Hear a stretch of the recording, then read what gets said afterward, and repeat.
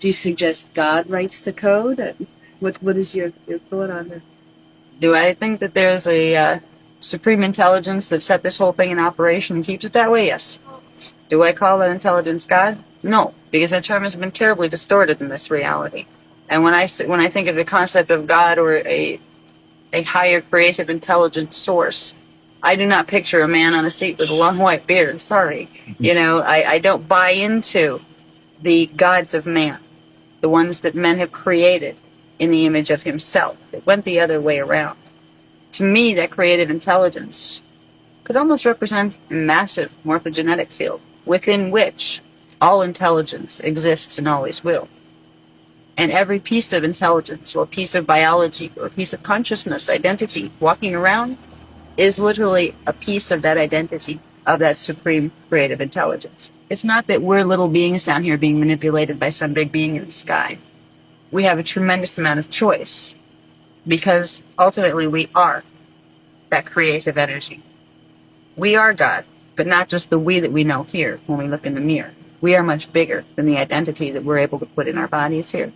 And as you expand, there's a lot of traditional, like spiritual traditions that do lead you through passive initiation, which are really doorways of understanding. Where you start to expand into those higher levels of identity, you will hit a point where you realize you're a plural, for one. It will no longer be me, it'll be we, because you realize I am a soul and I have X amount of incarnations that are simultaneously taking place in various time-space locations. You're no longer just a you, you're a we. And when you go higher and higher and higher, in the highest levels before you leave dimensional systems, you know yourself as the dimensional system. It goes back to the concept of pulling energy from the unified field into the morphogenetic field and thereby expanding the morphogenetic field to be more and more and more. Eventually it expands to include all things. And eventually our consciousness does the same thing. Our consciousness works like a morphogenetic field. We bring in more and more frequency, more and more experience, and it changes who we are, and that will change the types of body we manifest through to the point where we don't manifest through a body anymore.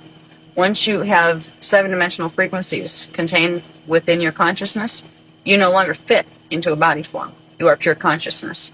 And there are worlds of evolution beyond that. So it's kind of a neat process of taking everything that's out here is really what you're going to become. Because as you become more spiritually aware, and as that spirituality expands, you begin to know yourself as all of those things. You begin to know the separation between people and objects and things become